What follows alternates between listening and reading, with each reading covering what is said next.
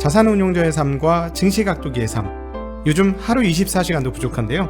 흑삼전탕 먹은 날과 안 먹은 날은 방송에서도 티가 납니다.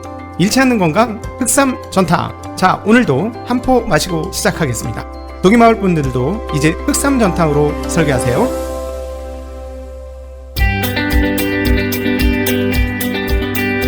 가기 사는 증시각도기. 안녕하세요, 증시각도기 시청자 여러분, 투자자 여러분, 독이마을 여러분, 반갑습니다. 그리고 네이버 오디오 클립과 팟빵에서 듣고 계신 청취자 여러분들 모두 반갑습니다. 오늘 반갑게 인사할 수 있고, 오늘이 금요일이었으면 좋겠어, 땡스 어쩌고저쩌고 한번 해보게. 네.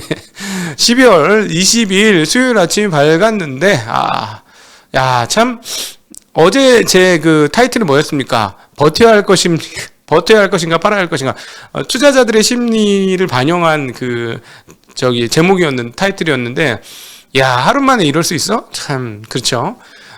버틴 자들에게 박수를 드립니다. 야, 잘 버티셨습니다.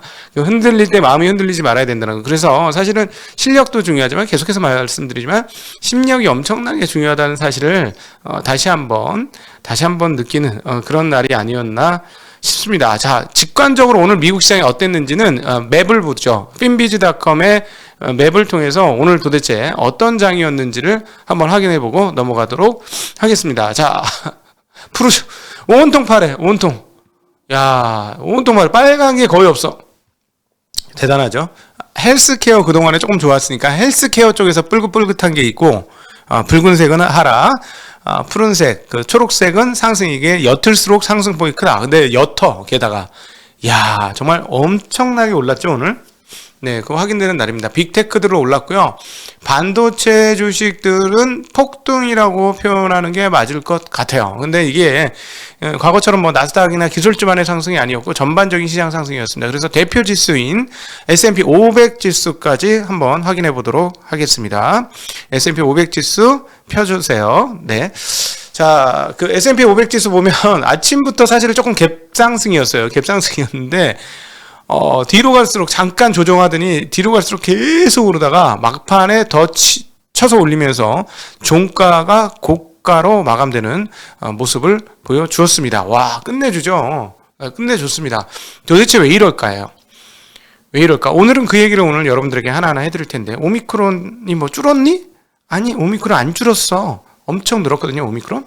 네, 그런 상황이기 때문에 이걸 가지고 지금 오미크론 때문에 이렇게 됐다라고 보여하기는 어려워요. 자, 오늘 전반적인 흐름들을 한번 간단하게 살펴드리면, 주식 강세, 채권은 약세, 달러는 혼종, 그리고 원자재 가격, 비철금속 가격 상승, 그다음 유가도 3% 중반, 3.7% 급등, 기술주 급등, 반도체는 거의 폭등세. 뭐예요? 한마디로 위험자산? 뭐다? 이걸 일컬어 증권 용어 요 정도는 알아두셔도 돼요. 영어 아니니까. 이거를 뭐라고 그런다? 위험자산 선호. 네. 위험자산. 아마존님, 잘했어. 이모소님이구나. 이모소님 따봉. 네. 네. 위험자산 선호. 요 반대는 위험자산 회피. 반대는 안전자산 선호.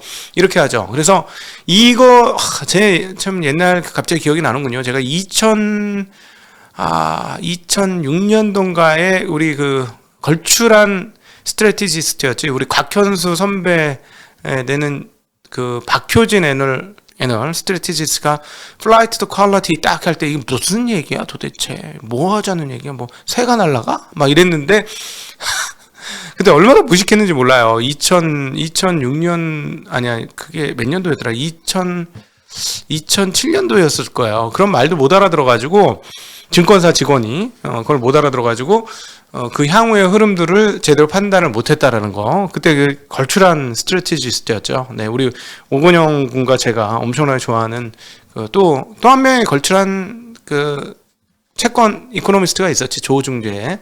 저하고 동갑인데, 이제 천재적인 이코노미. 저는 이런 잘하는 사람한테 참 매력을 많이 느껴요. 브로맨스 뭐 이런 거 느끼는데, 그 사람들은 나를 싫어해.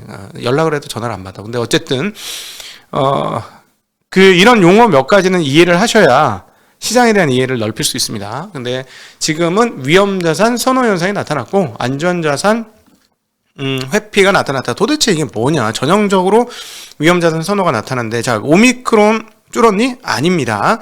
오미크론발 상승이 아니에요. 물론 요 뒷면에 뭐가 있긴 하겠지. 자, 오케이. 오미크론 한번 얘기하고 넘어갈게요. 오미크론이 아니라고 말씀드리는 근거, 연합인포맥스 자료를 따왔습니다. 자, 미국과 현재 오클라호마, 노스다코타를 제외하고 48개 주에서 오미크론 변이가 발생했고요. 그리고 미국에서 텍사스주에서는 50대 남성이 오미크론 변이에 감염되어서 사망하였습니다. 첫 번째 사망 사례가 보고되었습니다. 옛날 같으면 이런 사망 나면 어떻게 돼요? 주가가 떨어지죠. 그죠? 물론 근데 오미크론 관련해서 조금 휘청휘청은 했어요 이미. 자, 그런데 실제 상황은 어떠냐? 한 주에 하루 평균 확진자가 13만 명을 넘어서고 있습니다. 그리고 계속해서 확증할 거라고 보여주고 있고요. 중환자실 병상 가동률이 80% 수준으로 상승했고, 중환자 5명 중에 1명은 코로나19 환자라고 합니다. 뭐 다른 중환자도 있겠죠. 그래서 워싱턴 DC에서는 비상사태를 선포했고 21일부터 다음 달 말까지 도시 전체에 마스크 착용 의무화했습니다. 그리고 포르투갈 같은 경우는 재택근무를 의무화했고요. 술집 등을 폐쇄했고, 그 다음에 스페인 카탈루냐는 15일간 야간 통행 금지, 사적 모임 인원 제한을 했고, 이런 것들을 승인해달라고 법원에 요청한 그런 상황입니다. 그리고 바이든 대통령도 이렇게 호소를 하고 있죠. 백신 접종 좀 해라. 플리즈 해주세요. 애국적인 의무라고 이야기를 하면서 제발 백신 좀 맞아주십시오 라고 얘기를 했습니다.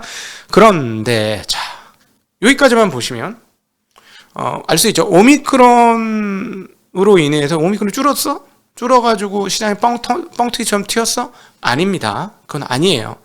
그러나 이유는 있어요. 그거 조금 있다. 아니야, 지금 얘기한 김에 할게. 시간이 모자라니까. 자, 지금 상황은 미국도 지금 전반 확실히 선진국이고 하다 보니까 야, 여기 복지 후진국인 줄 알았는데 이번 코로나 관련해서는 빵빵 쏩니다. 자, 진단키트 5억 개 쏩니다. 진단키트.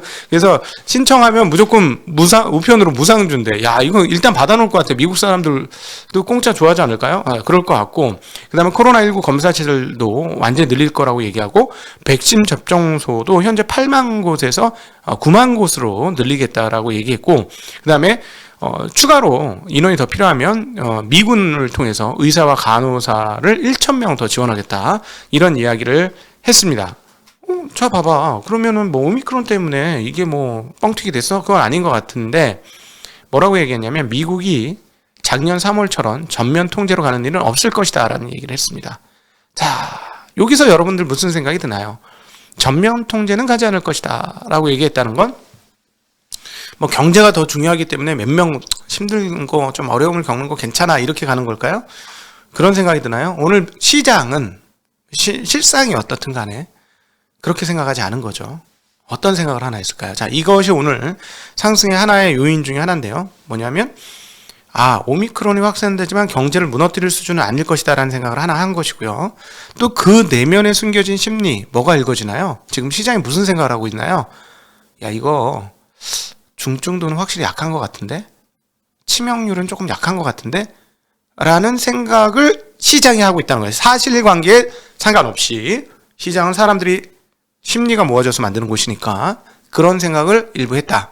이렇게 되면 오늘 상승이 일부 해석이 됩니다. 일부. 자, 그 다음의 일부들은 무엇일까라는 건데요.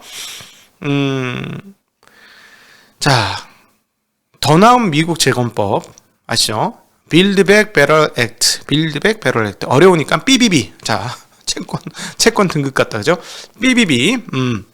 자, BBB가 어디로 갈 것이냐 하는 문제인데, 어제는 어땠습니까? 어제 하락하는데 이 BBB가 물 건너갔다. 1조 7천억짜리 인프라 법안이니까 얼마나 커요. 엄청난 건데 물 건너간 것으로 보였죠. 그래서 주가가 더 빠지는데 더 역할을 했죠, 어제는. 오늘은 요것과 조금 반작용이 일어났습니다. 어떻게? 조 맨친 민주당 상원의원이죠. 이 사람이 석탄 중개업을 하잖아요. 직업이 석탄 중개업이야. 그리고 뒷배경에 누가 스폰서들이 있어요. 석탄 스폰서들이 있는 거죠. 그죠? 그런데 이게 이번에 빌드백 베러의 상당 부분 뭐예요? 신재생을 도와주는 일들이잖아요. 그럼 석탄은 가라. 신재생이 오라. 이러는 거잖아요. 그러니까 반대를 했죠. 근데 조 맨친이 바이든 대통령을 만났습니다. 직접 대면했다고 하고요. 성과는 없었어요. 성과는 없었는데 조 맨친 의원은 뭔가 안을 가지고 나갔다는 거예요. 그리고 또 오늘은 성과 없었지만 1월 달에 또 만난다는 거예요. 자, 이 얘기를 들으니까 무슨 생각이 드나요? 여러분도 시장의 일부예요. 한번 생각해 보세요. 내 생각은 어떤데 시장의 생각은 어떨까? 이렇게 생각하는 훈련.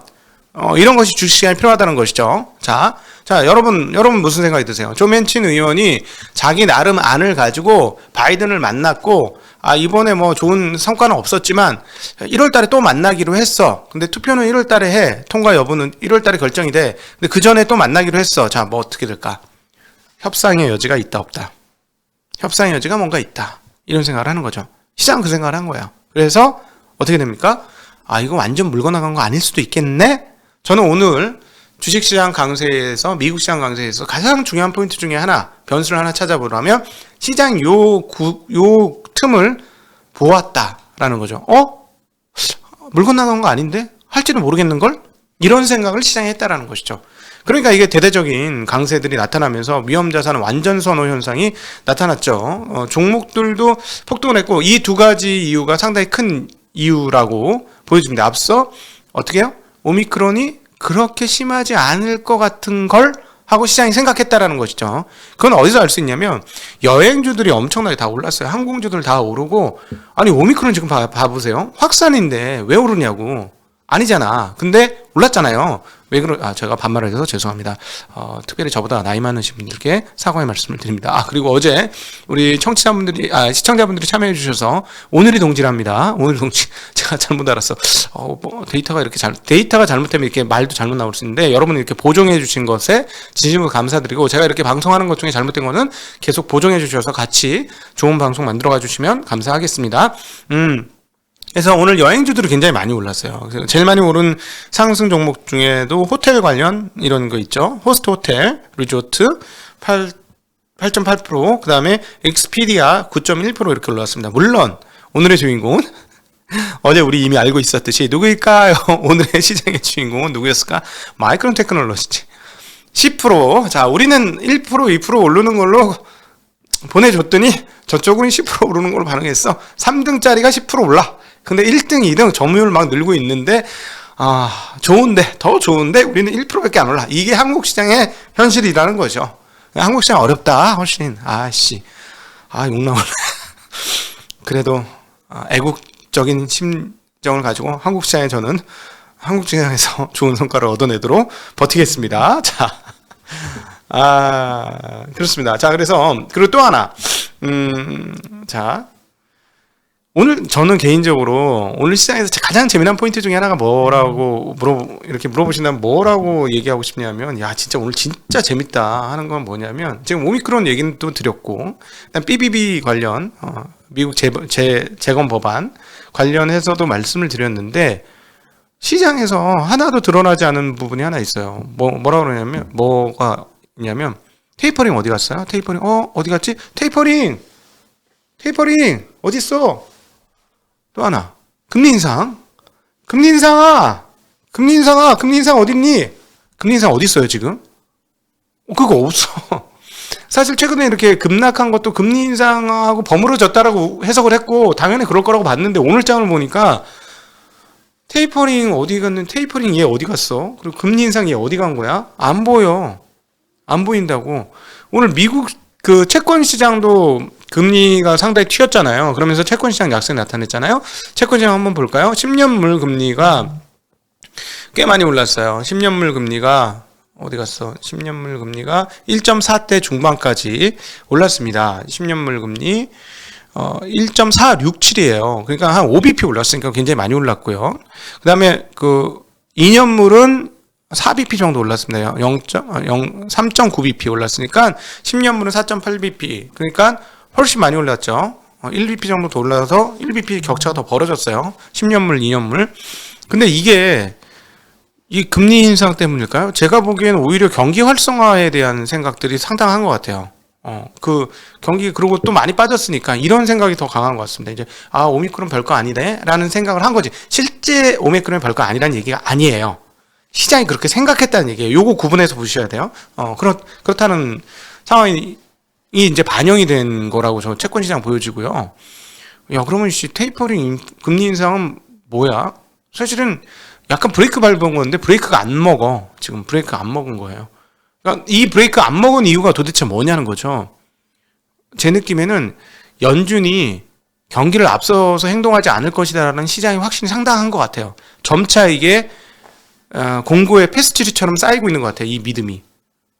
그런 느낌이 굉장히 들어요. 그러니까 뭐 이거 뭐 괜찮아. 지금 연준이 저렇게 해도 시장을 꺾을 일은 절대 없을 거야. 라는 생각. 네. 그런 것들이 오늘 저는 제가 보았을 땐 시장에서 가장 재미난 포인트였습니다. 시장에서 가장 재미난 포인트는 시장이 별로 테이퍼링과 금리 인상에 대해서 신경 안 쓰는구나. 자, 그러면 지금 왜 이렇게 되느냐 중에 한번 살펴보면 오늘 라피키 님이 얘기했던 내용 중에 하나인데, 하나 애널리스트 브레이크 이븐 레이트가 2.726이라고 합니다. 이거 지난번에 3% 넘었거든요. 5년 브레이크 이븐 레이트. 그러니까 BEI라고 하죠. 브레이크 이븐 레이트인데 이게 떨어졌어요, 최근에 떨어졌어요. 근데 지난번에 우리 IBK의 그 센터장님하고 그저께 저희 저녁에 대담하면서 가장 재미났던 표 하나가 이거였어요. 2021년도에 연준이 했던 행동 중에 하나, 20년에 했던 행동 중에 하나가 뭐냐면 강력하게 물가 연동 국채를 샀다라는 거예요. 물가 연동 국채를 막 사가지고 어떻게 됐어? 네, 금리를 올렸다라는 거죠. 그런데 이제 안 사주면 금리가 떨어진다. 이런 얘기를 했어요. 그래서 그거 보고 깜짝 놀래. 이거는 전혀 생각 못 했는데, 그러네. 그러니까 연준 수단이 많고, 지금 연준이, 인플레이션 기대 심리를 조절할 수 있다는 거예요. 이거를 통해서. 그 물가 연동 국채의, 그 매매를 통해서, 심리를 조정할 수 있다는 거예요. 이 인덱스가 왔다 갔다. 지금 보면 벌써 5년짜리 블랙 이븐 레이트가 3%에서 2.7%까지 빠지니까 조금 편안한 느낌이 들거든요. 이게 막 올랐을 때 이거 심각한 거 아니야? 왜냐면 이게 3% 넘어가면 굉장히 경각심을 가져야 되는 위험한 때다. 이렇게 생각합니다. 인플레이션에 의해서 연준이 곧 금리 인상을 할 것이다라는 생각을 하게 만드는 건데 이거를 지금 조정하고 있다는 거예요. 굉장히 재밌었는데 그날. 그리고 굉장히 신선한 포인트였고 그러니까 지금 이렇게 물가와 연관된 채권 금리가 떨어지면서 물가에 대한 기대감이 확 올라갔던 것도 좀 줄어들게 만들어주는 이런 부분이 조금 있는 것 같습니다. 그래서 이게 무슨 말이냐? 지금 시장이 연준이 경기를 훼손시키지 않을 정도의 움직임 이상 하지 않을 것이다라는 믿음이 상당히 있는 거 아니냐라는 점이 저는 오늘 시장에서 가장 재미난 포인트였습니다. 그리고 재미난 얘기, 아크가 향후 5년간 기대 수익률을 연사 40%로 제시했습니다. 이건 좀 아닌 것 같아. 운용을 하는 사람 입장에서 이게 왜 아니냐면요. 일단 자금이 커졌잖아요. 자금이 너무 커지면 높은 수익률을 거두기가 꽤 어렵습니다. 첫 번째 하나. 그 다음 두 번째, 저는 뭐 한 3년으로 따져보면 연평균 한 10에서 20% 사이는 하지 않겠어요? 얘기할 때는 제 목표 수익률과 제 속에서 계산하고 있는 수익률이 조금 더 높아요. 그래서 한 10% 정도 하시죠 이러면 마음속으로 머릿속에 계산하고 있는 건 뭐냐면 15에서 20%는 설마 하겠지? 그 정도는 할 거야. 뭐 이런 마음으로 얘기를 하는 거거든. 운용자 입장에서 보면 연 40%? 그럼 연 60% 가능하다고? 이거는 좀 이해가 안 되는 대목이에요. 이거는 금액이 작으면 가능할 수 있는데 금액이 너무 커 좀 이해가 안 되고요. 그 다음에 지금 천연가스 가격이 오르지는 않았는데 레피키님이 저희한테 준 자료에 의하면 러시아가 독일이랑 가스관을 잠궜다는 뉴스가 나오고 있습니다. 그래서 유럽 천연가스 가격이 급등했다는 재미난 뉴스 있고요. 또 하나 국제금융 뉴스 재미난 거, 터키 리라와 어제 계속 약세를 보여준다 그래서 말씀을 드렸는데 그게 더 약세 가서 1달러에 18.36 리라 가다가 그 에르도안 대통령이 리라 예금보호 수단을 강구하겠다라는 이런 언급이 있었던 것 같습니다. 그러면서 11.09까지 리라 가치가 올라갔어요. 네.